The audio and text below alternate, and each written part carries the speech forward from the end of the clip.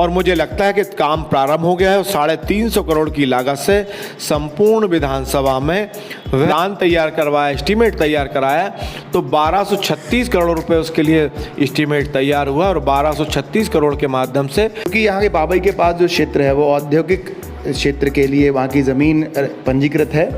कितना क्या उद्योग में प्रोग्रेस हुई है और आने वाले समय में क्या आपकी वहाँ पर महत्वाकांक्षा है? कि करीब करीब 1 लाख नौजवानों को उन उद्योगों के माध्यम से रोजगार के अवसर भी खुलेंगे, उनको वहाँ पर रोजगार मिलेंगे। तो विधायक विजय पाल जी किस चेहरे के साथ हैं? शिवराज सिंह चौहान जी को मुख्यमंत्री देखना चाहेंगे या दूसरा जो चेहरा आएगा उसे स्वीकारेंगे? तो आप होशंगाबाद से चुनाव लड़ेंगे या सोहागपुर से? दोस्तों नमस्कार, मैं हूं संजय वैष्णव। मेरे साथ हैं नर्मदापुरम ज़िले के लोकप्रिय विधायक, लोकप्रिय चेहरे में, उनके काम में, उनकी वाक्पटुता में, ठाकुर विजय पाल सिंह जी। आप विधानसभा सोहागपुर के पिछले 3 पंचवर्षीय से विधायक हैं। सड़कों को लेकर ना सिर्फ ज़िले में बल्कि राज्य स्तर पर आपकी चर्चा होती है। सर बहुत बहुत स्वागत है आपका NVTV में। आपका भी बहुत बहुत स्वागत है। 15 साल पहले जब आप यहाँ पर आए, वो सोहागपुर विधानसभा और अब की सोहागपुर विधानसभा, क्या फ़र्क कहेंगे? 15 साल पहले जब 2008 में भारतीय जनता पार्टी ने मुझे यहाँ का प्रत्याशी बनाया तो जनता ने मुझे भरपूर आशीर्वाद देकर इस क्षेत्र से विजय सिद्धि दिलाने का काम किया। जब क्षेत्र में चुनाव प्रचार के लिए मैं निकला तो गांव-गांव जब घूमा तो ऐसे अनेकों गांव थे जहाँ मैं पैदल जाकर उस गांव में जनता से आशीर्वाद लेने के लिए पहुँचा था। लेकिन आज जनता के प्यार से, जनता के सहयोग से, कार्यकर्ताओं के सहयोग से आज मैं हर गांव को पक्की सड़क से जोड़ चुका हूं और मध्य प्रदेश में सबसे ज़्यादा सड़क बनाने का काम मैंने अपनी विधानसभा में किया है। स्वास्थ्य को लेकर सर कुछ जो प्रयास रहे, पहले की स्थिति थी और अब की स्थिति है, क्या कहेंगे? थोड़ा सा विकास कार्यों के बारे में हम चर्चा करें जो 15 वर्षों में आपके नेतृत्व में यहाँ पर हुए। पहले मैंने सड़कों के जाल बिछाने का काम किया है, स्कूल की तरफ देखा, शिक्षा की तरफ ध्यान दिया। अनेकों जगह शिक्षा की बिल्डिंगें नहीं थी, वहाँ स्कूलों की बिल्डिंग बनवाने का काम किया है। कहीं 50 लाख की, कहीं 1 करोड़ की, कहीं 1.5 करोड़ की, कहीं 2 करोड़ की। निरंतर प्रयास किए शिक्षा क्षेत्र में बच्चों को ठीक से व्यवस्थित शिक्षा मिल जाए, उसको ऊपर ध्यान देते हुए मैंने काम किया है। उसके बाद में सड़क का आप देख ही रहे हैं, सड़क बनाने का हमने काम किया है। स्वास्थ्य की अगर बात करें तो आप चाहे शोभापुर का अस्पताल देख लें, चाहे सोहागपुर का अस्पताल देख लें, चाहे माखन नगर का अस्पताल देख लें, हमने यहाँ पर भी भरपूर कोशिश की है कि पहले यहाँ पर हमने 30 बिस्तरीय अस्पताल बनाया। पुनः हमने माननीय मुख्यमंत्री जी से चर्चा की कि हमारे यहाँ सिविल अस्पताल हो। सिविल अस्पताल के लिए माननीय मुख्यमंत्री जी ने हमको अनुमति दी और आपने देखा होगा कि अभी 11 करोड़ 34 लाख रुपए की राशि मैंने फिर स्वीकृत कराई है और उसमें 50 बिस्तरीय अस्पताल और बनाने का हम काम करेंगे, जिससे हमारे क्षेत्र की जनता को स्वास्थ्य के लिए ठीक से व्यवस्थित व्यवस्था मिल जाए। कोविड काल को भी हमने देखा है, कोरोना काल में जब स्थिति अस्पतालों में बेड नहीं मिलने की हो रही थी, उस समय भी हमारे मन में एक जुनून था, एक सोच थी कि हम स्वास्थ्य की बिल्डिंगों को भी ठीक करने का हम प्रयास करें और उसी के तहत हमने आज सोहागपुर में, उसी के तहत हमने जो हमारा बाबई था आज माखन नगर है, माखन नगर में भी 50-50 बिस्तरीय अस्पताल स्वीकृत कराकर, और माखन नगर में तो निर्माण कार्य प्रारंभ हो गया है और सोहागपुर में अब टेंडर की प्रक्रिया पूर्ण होने जा रही है और जल्दी से जल्दी यहाँ पर 50 बिस्तरीय अस्पताल एक मॉडल के रूप में अस्पताल बनाने का काम करेंगे। आप देख रहे होंगे पहले डॉक्टर 1 हुआ करते थे, आज हमारे अस्पतालों में 3-3, 4-4 डॉक्टर उपलब्ध है। हमने डॉक्टरों की व्यवस्था की है, एक्सरे मशीनों की व्यवस्था की है और हम इसमें आगे बढ़कर कि और ठीक व्यवस्थित व्यवस्था हो जाए, स्वास्थ्य की तरफ भी हम ध्यान देख रहे हैं। बिजली के मामले में अगर आप देखेंगे, मैं बड़ा जब विधायक पहली बार बना, परिया से हमको 132 kV 11 की सब स्टेशन में 133 11 में लाइन लाना पड़ता था, तो पिपरिया पचमढ़ी से लाना पड़ता था। माखन नगर की अगर बात करें तो हमको इटारसी या नर्मदापुरम से लाना पड़ता था। आज मैंने जनता के आशीर्वाद से 100 150 करोड़ के 3 सब स्टेशन बनाकर और जनता को समर्पित करने का काम किया। जो छोटे सब स्टेशनों को वो बिजली देने का काम करते हैं, इसी प्रकार 41 सब स्टेशन मैंने नए बनाने का काम किया है जो बनकर तैयार है और चालू भी हो गए हैं। और 42वां मैं 5 तारीख के सुबह 11 बजे बुद्धवाड़ा का भी लोकार्पण करूंगा, जिससे हमारे इस क्षेत्र की जनता किसानों को ठीक से वोल्टेज मिल जाए। उसके बाद भी अभी हमारे 8 सब स्टेशन और स्वीकृत हैं, उनके टेंडर लगे हुए हैं। हमने उनके सबके भूमि पूजन कहीं कहीं कर दिए, कहीं करने की बाकी है, तो हम 5 तारीख के पहले उन सबका भूमि पूजन करेंगे। और 8 वो सब स्टेशन भी बनाकर इस विधानसभा में 50, 33, 11 kV सब स्टेशन देने का काम करेंगे। और 3 सब स्टेशन जो 132 kV सब स्टेशन है वो बनाकर समर्पित करने का काम हमने किया है। बिजली की वोल्टेज की व्यवस्था सुधरे। आप देख रहे हैं जो पुराने 6 से 7 सब स्टेशन, एक वो सरकार जो लंबे समय 60 साल तक इस देश पर राज करते आई, और इस विधानसभा में कुल 7 सब स्टेशन थे और वह भी लजर पजर की अवस्था में थे, उनको सबको अपग्रेड किया। उनमें अपग्रेडेशन करने के बाद में 5 MB के अलग से एक ट्रांसफार्मर और लगवाने का काम किया।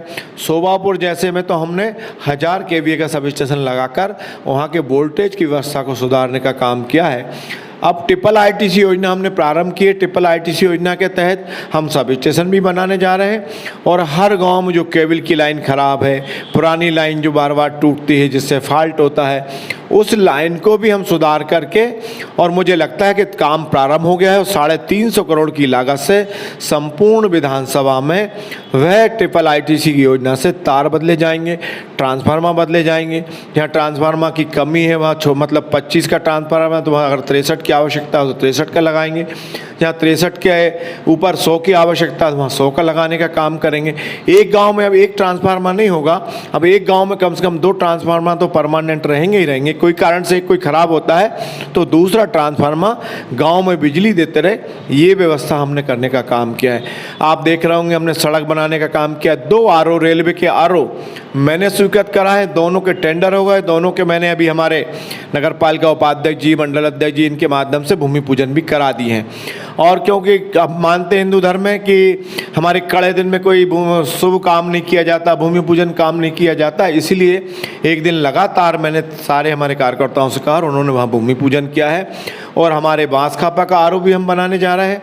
हमारा निवारी के पास एक RO है, उसको भी हम बनाने जा रहे हैं। उस पर भी जल्दी से जल्दी मुझे लगता है कि 5 तारीख के पहले ठेकेदार आकर वहाँ पर काम प्रारंभ कर देंगे। एक झिरमटा के पुल की लंबे अरसे से मांग चली आ रही थी, चूँकि वो विधानसभा पिपरिया में पहले आती थी, पिपरिया विधानसभा का क्षेत्र था, फिर बाद में नए परसीमन से मेरी विधानसभा में जुड़ा। और झिरमटा में दोनों साइड तो मैंने रोड बना दी थी, पुल बन नहीं पाया था। लेकिन जब राजनीति होने लगी थी तो मुझे भी थोड़ा सा लगा कि मैं राजनीति ऐसी कभी करता नहीं हूँ, छोटी राजनीति करने का मैंने कभी प्रयास नहीं किया है, लेकिन लगा कि जनता के लिए हम निरंतर काम करते हैं और जनता अगर इस तरह से सोचती है तो फिर उससे भी हम बात करें। उस दिन कुछ दिन उसको डिले किया, हमने स्वीकृत कराया, स्वीकृत कराने के उसके टेंडर हो गए, उसका भी हमने अभी भूमि पूजन करा दिया और उस पर भी ठेकेदार शीघ्र से काम करेगा। और मुझे लगता है कि मैं वोट मांगने जब उस गांव में जाऊंगा तो उस गांव में हमारे वो नदी का ब्रिज बनते हुए काम मिलेगा, उसी आधार पर मैं जनता से वोट मांगता हूं। ऐसे हमने अनेकों काम किए हैं। एक आप कल्पना नहीं करेंगे कि मैंने सिर्फ एक संपूर्ण नर्मदापुर जिले में 4 लाइन कहीं स्वीकृत होती है तो सोहागपुर विधानसभा में होती है। बजट में उसकी राशि आती है 834 करोड़ रुपए, लेकिन जब उसका प्लान तैयार करवाया, एस्टीमेट तैयार कराया, तो 1236 करोड़ रुपए उसके लिए एस्टीमेट तैयार हुआ। और 1236 करोड़ के माध्यम से हम नर्मदापुरम से लेकर पिपरिया तक 4 लाइन बनाएंगे।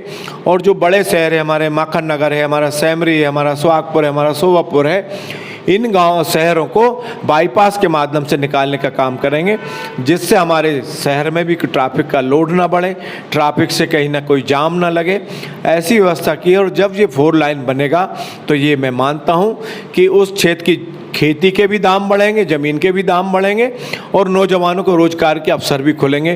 कोई ढाबा लगा पाएगा, कोई और किसी प्रकार की दुकान लगा पाएगा, कोई ऑटो पार्ट की दुकान लगा पाएगा, किसी बड़े माल की दुकान लगा पाएगा। इसके माध्यम से भी उन नौजवानों को रोजगार के अवसर मिलने का काम होगा। हम बात विधायक विजयपाल सिंह जी के विकास कार्यों की कर रहे हैं। आपने जिस विस्तार से हमें बताया, निश्चित तौर पर काम हुआ है तभी आप बता पा रहे हैं और जनता भी अपनी तरफ से आपकी पीठ थपथपा रही होगी। यहाँ के बाबई के पास जो क्षेत्र है वो औद्योगिक क्षेत्र के लिए वहाँ की ज़मीन पंजीकृत है। कितना क्या उद्योग में प्रोग्रेस हुई है और आने वाले समय में क्या आपकी वहाँ पर महत्वाकांक्षा है? देखिए, अभी 2 उसमें छोटे छोटे उद्योग हमारे प्रारंभ हो गए। आपने कोविड काल की स्थिति देखी होगी कि कोविड काल में हमको ऑक्सीजन मिल नहीं पा रही थी, लेकिन हमने एक प्लांट वहाँ पर चालू किया। आईनेक्स कंपनी ने वहाँ पर हमारा गैस का एक उद्योग लगाया और उसके माध्यम से आज हम संपूर्ण मध्य प्रदेश में अस्पतालों की गैस सप्लाई करने का काम हमारे मुहासा स्टेशन से किया जा रहा है और उसमें करीब करीब 100 बच्चों को हमने रोज़गार देने का काम किया है। वहाँ 100 बच्चों को रोज़गार मिला है। अभी माननीय मोदी जी ने जब बीना में आए हुए थे तब हमारे यहाँ 4,500 करोड़ रुपए की एक इन्वेस्टमेंट किया है, हमारे एमओ किया है कि अब उस स्थान पर और उद्योग लगेंगे। मुझे लगता है कि 1-2 साल के अंदर में बड़े बड़े उद्योगों की स्थापना वहाँ पर हो जाएगी। जब बड़े बड़े उद्योगों की स्थापना होगी तो मुझे ऐसा लगता है कि करीब करीब 1 लाख नौजवानों को उन उद्योगों के माध्यम से रोजगार के अवसर भी खुलेंगे, उनको वहाँ पर रोजगार मिलेंगे और जब रोजगार मिलेंगे तो जब उद्योग खुलेंगे तो व्यापारी को व्यापार भी मिलेगा, यानी दोनों तरफ लोगों को लाभ मिलेगा। उसका निरंतर हमने प्रयास किया, कोशिश की है कि उसको हम पूरा करने का प्रयास कर रहे हैं। एक बड़ी उपलब्धि और हमको एक प्राप्त हो रही है जिसकी स्वीकृति भी लगभग मिल गई है कि हमारा Narmada pathway, Narmada express way हमारे नर्मदा नदी के किनारे किनारे उसको भी बनाने की स्वीकृति हो गई है और भगवान ने आशीर्वाद ने और जनता ने आशीर्वाद और सहयोग दिया और पुनः प्रदेश के मुखिया माननीय शिवराज जी मुख्यमंत्री बनते हैं, इस क्षेत्र से भारतीय जनता पार्टी का विधायक बनता है। तो मैं ये मानता हूँ कि हम नर्मदा एक्सप्रेस वे बनाने का काम करेंगे। उस नर्मदा एक्सप्रेस वे पे हर 10 किलोमीटर पर एक बढ़िया शानदार धर्मशाला बनाएंगे। धर्मशाला बनाकर वहाँ पर परिक्रमा वासियों के लिए, वहाँ पर टूरिस्टों के लिए ऐसे एक हट बनाकर उनको रुकने की व्यवस्था करने का प्रयास भी उस योजना के तहत है कि हमारा अगर परिक्रमा वासी वहाँ से पैदल निकलता है तो माँ नर्मदा के किनारे किनारे निकले, माँ नर्मदा के दर्शन करते निकले और उसी स्थान पर अगर चलता है 10 किलोमीटर के बाद थकता है, 20 किलोमीटर के बाद थकता है तो उसको एक अच्छा एक निवास मिल जाए जिसमें वहाँ अपनी रात व्यतीत करके माँ नर्मदा का भजन कर सके। ये भी हमारा एक बहुत अथक प्रयास है। प्रदेश में जब से अभी कुछ देर पिछले हफ्ते से जिस तरह से जो केंद्रीय मंत्री हों चाहे सांसद हों उनको विधानसभा का चुनाव लड़ाया जा रहा है तो एक जनता के बीच चर्चा है कि कहीं ना कहीं भाजपा में हलचल हो चुकी है, चेहरे को लेकर ये बात चल रही है। तो विधायक विजय पाल जी किस चेहरे के साथ हैं? शिवराज सिंह चौहान जी को मुख्यमंत्री देखना चाहेंगे या दूसरा जो चेहरा आएगा उसे स्वीकारेंगे? देखिए, अभी तो चेहरा माननीय मुख्यमंत्री शिवराज सिंह जी का ही है। अब हमारी पार्टी में इस चेहरे और नए चेहरे की बात नहीं चलती है। हमारे माननीय मुख्यमंत्री जी शिवराज सिंह जी आज वही चेहरा है, उनके नेतृत्व में ही हम चुनाव लड़ने जा रहे हैं। ये हमारी व्यवस्था है, पार्टी की व्यवस्था है कि कौन व्यक्ति कहाँ से कब चुनाव लड़ेगा और चुनाव लड़ाने के लिए हमारी ये व्यवस्था बनाई गई है कि हम केंद्र के नेताओं को भी चुनाव लड़ा सकते हैं और हमारे क्षेत्र के नेताओं को भी चुनाव लड़ाने का काम कर सकते हैं। उसी के तहत सारी व्यवस्था बनाने का काम किया है। बात आपके चेहरे की भी होती है। होशंगाबाद विधानसभा की बात करें या फिर सोहागपुर की, अगर चेहरों की कशमकश होती है तो आप होशंगाबाद से चुनाव लड़ेंगे या सोहागपुर से? देखिए, मेरा चेहरा तो मेरी जनता है। मैं जनता के चेहरे पर काम करता हूं और उसको प्रणाम भी करता हूं और पार्टी मुझे जहां से आदेश करेगी, मैं सोहागपुर से विधायक हूँ, मैं तो सोहागपुर से ही चुनाव लड़ूंगा, मैं क्यों इधर उधर जाऊँगा। लेकिन फिर भी पार्टी कोई आदेश करेगी तो उसका मैं पालन करूँगा। अब अगर आप विधायक बनते हैं तो जाहिर सी बात है मुख्यमंत्री जी के आप बहुत करीब माने जाते हैं, तो मंत्री जी की तो आपके जो चाहे चाहने वाले हों चाहे सोहागपुर की जनता हो वो तो आपको मंत्री जी के रूप में देखना चाहती है। देखिए, ये निर्णय हमारी पार्टी का होता है। पार्टी हमारा विधायक दल जो तय करता है उसको हम सब लोग मिलकर स्वीकार करते हैं। हमारी पार्टी में ये चीज़ें नहीं होती कि कौन मंत्री बनेगा कौन नहीं बनेगा, पार्टी ने जिसको तय कर दिया वो मंत्री बनता है। मैं एक बात आपके बीच में ज़रूर कहूँगा कि आपने देखा होगा अभी 2 दिन पहले जन आक्रोश यात्रा हमारे कांग्रेस के मित्रों ने निकाली। हर जगह से यात्रा निकल रही है और हर जगह कहीं ना कहीं कांग्रेस में ही जन आक्रोश पैदा है। कांग्रेस खुद अपने आप जन आक्रोश पैदा करके आपस में इतने आक्रोश पैदा हैं उसमें, और जनता में कोई आक्रोश नहीं, उनके स्वयं में आक्रोश है। और उसका जीता जागता उदाहरण अनेकों जगह है, चाहे हमारे पिपरिया देख लें, चाहे हमारे सोहागपुर देख लें, चाहे सैमरी देख लें। मैंने देखा है सैमरी में तो यह हालत हुई कि एक हाथ से माइक छुड़ाकर और भगने की बात हुई है। अभी नर्मदापुर में आपने 2 दिन पहले देखा होगा कि कितनी वहाँ पर खींचातानी मची मंच पर बैठने से, पोस्टरों को लगाने से। और भारतीय जनता पार्टी में चाहे हमारा विधायक हो, चाहे सांसद हो, चाहे मंत्री हो, मंच पर है या नीचे है, वो हमेशा सोचता है कि जहाँ मेरी जनता है मैं बाहर रहूँ, उससे बड़ा मेरे लिए कुछ होता नहीं है। इस भाव से भारतीय भारतीय जनता पार्टी काम करती है। जन आशीर्वाद यात्रा में भी जनता ने हमें अपने आप भरपूर आशीर्वाद दिया। हमने एक छोटा सा उनसे निवेदन किया कि हमने अगर कुछ किया है तो आइए हमें आशीर्वाद दीजिए। और आप सब ने देखा होगा कि मैं ये दावे से कह सकता हूँ कि मेरी विधानसभा में जब तवा नदी के पास से जन आशीर्वाद यात्रा प्रवेश हुई और रानी पिपरिया तक करीब 50,000 लोगों ने हमें जन आशीर्वाद यात्रा के माध्यम से जगह जगह स्वागत के माध्यम से आशीर्वाद देने का काम किया है। और उन्होंने कहा है कि नहीं, हम पुनः आपको फिर से आशीर्वाद देंगे और भारतीय जनता पार्टी की सरकार बनाएंगे। जिस तरह से कांग्रेस में भी आपने कही कि जन आक्रोश जन में नहीं है, जनता में नहीं है, कांग्रेसियों में है, वहाँ पर टिकट को लेकर जो उथल पुथल मची हुई है, साफ देखा जा सकता है कि अभी भी सब असमंजस में है, चाहे वो कल का नेता हो या कुछ वर्ष पहले का या फिर वरिष्ठ नेता हो, सब अपने आप को दावेदार मान रहे हैं। बीजेपी में क्या स्थिति है? क्या बीजेपी में भी ऐसी कोई रस्साकसी चल रही है? भारतीय जनता पार्टी में कोई रस्साकसी नहीं चल रही है। पार्टी में सबको अधिकार है टिकट मांगने का। कोई टिकट मांगता है तो उसमें किसी को कोई तकलीफ नहीं होना चाहिए, बुराई भी नहीं होना चाहिए।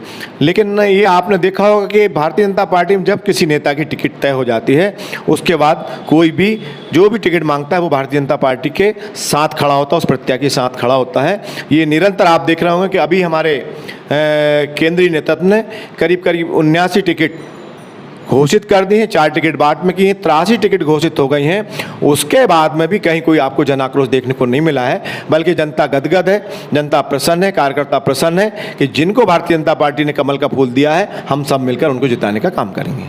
फिर भी सर, चुनाव को टिकट आप भी चाह रहे होंगे कि यहाँ और घोषणा हो जाती तो फिर और मज़ा आता चुनाव प्रचार करने में? नहीं, अब निरंतर घोषणा होते आई हैं, घोषणा होते चली आती हैं। अब तो कोई काम ऐसा बचा नहीं है कि जो कोई बात की घोषणा करें। मैंने आपको बताया नहीं, 2 सीएम राज स्कूल बन रहे हैं, हमारी 2 ITI हम बना चुके हैं। एक ITI बन चुकी है, एक ITI अभी 12 करोड़ की लागत से बनने जा रही है। इतनी शानदार ITI बना रहा है, सारे ट्रेड उसमें उपलब्ध कराएंगे, बच्चों को अच्छा ट्रेनिंग देंगे और बच्चों को ट्रेनिंग देकर और बच्चों को रोजगार और सरकारी नौकरी से लगाने का हम काम करेंगे।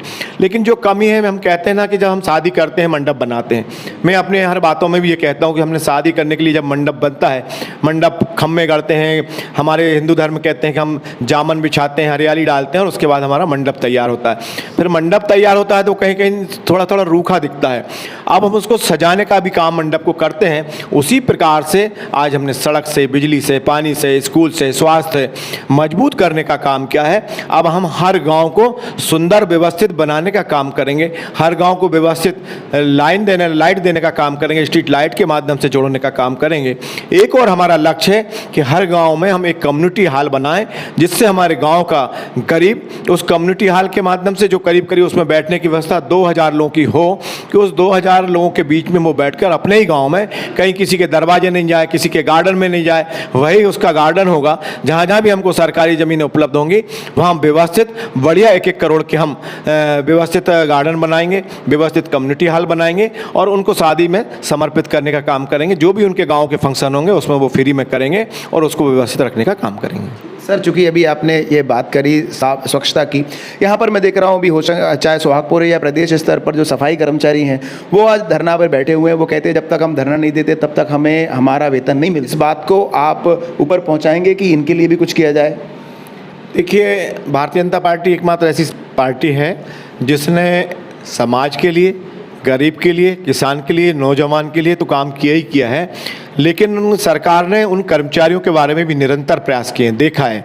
और उनको भारतीय जनता पार्टी की सरकार है जो सफाई कर्मचारी जो अनेकों वर्षों से काम कर रहे थे वो नियमित नहीं थे। यहीं हमारे सोहागपुर में हमने अनेकों कर्मचारियों को नियमित करने का काम किया है। उनकी जो छोटी मोटी बातें हैं, मांग है, उन मांगों को भी सरकार निरंतर, जो सही मांग है उनको ध्यान में रखकर काम करेगी और उनको मजबूत करने का प्रयास हम निरंतर करते रहेंगे। मैं आपसे जानना चाहूँगा कि विधायक विजय पाल सिंह जी को लाडली बहना जिताने वाली है, उनके खुद के प्रयास जिताने वाले हैं, या फिर अभी वो वोट लेने जाएंगे वो जिताने वाले हैं? देखिए, जब जनता हमको चुनती है, जब जनता चुनती है तो हमें उनके प्रति काम करने की एक ललक होना चाहिए, एक सोच होना चाहिए, एक जुनून होना चाहिए। मैं कहता हूं कि कुछ लोग दारू का नशा करते हैं और मैं विकास का नशा करता हूं। मैंने निरंतर समाज में रहकर विकास के रूप में काम करने की कोशिश की है और आज आप और हम सब कह सकते हैं, चाहे गरीब हो उसको आवास की हमने चिंता की है, गरीब के शौचालय की हमने चिंता की है, गरीब के राशन कार्ड बन जाए उसकी हमने चिंता की है, लाडली बहना अगर आई है तो लाडली बहना के सबके रजिस्ट्रेशन है उसकी हमने चिंता की है। हम हम लाडली लक्ष्मी बन जाए उसकी हमने चिंता की, बेटी की शादी हो जाए हमने उसकी चिंता की, गरीब को ठीक से अनाज मिल जाए उसकी हमने चिंता की है। और ये सब काम समाज के बीच में हमने समर्पित किए हैं। और हमें लगता है कि जब हमें 3-3 बार इन सब योजनाओं तो हमने बाद में क्रियान्वयन किए हैं, जब पहली बार कोई योजना क्रियान्वयन नहीं थी उस समय भरपूर आशीर्वाद देकर जनता ने जिताया है। अब तो हमने इतने काम किए हैं तो मुझे लगता है कि जनता इतने बड़े रूप में हमको आशीर्वाद देगी कि कांग्रेस के लोग चौकन्ने रह जाएंगे। और मैं दावे से कह सकता हूं कि मध्य प्रदेश में भारतीय जनता पार्टी की सरकार 2/3 बहुमत के साथ बनने जा रही है और बनेगी। विपक्षी ये आरोप लगाता है कि लाडली बहना चुनाव के पहले 15 सालों से हैं, तब याद क्यों नहीं आई?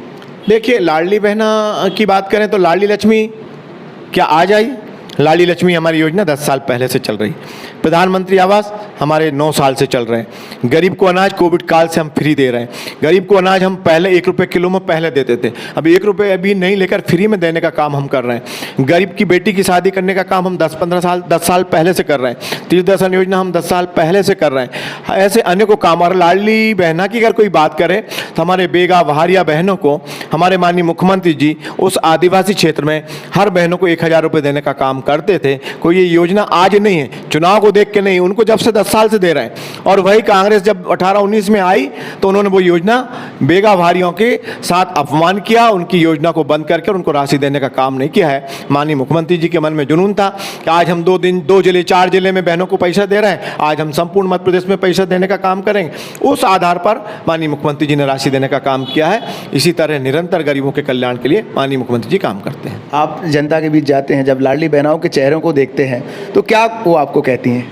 बहनों के चेहरे पे इतनी खुशी है कि वो कहती हैं भैया आप चुनाव कब आ रहे हैं, आप बताओ, हम चुनाव जब आएंगे तो बहनों के वोटों से पेटी भर देने का काम करेंगे।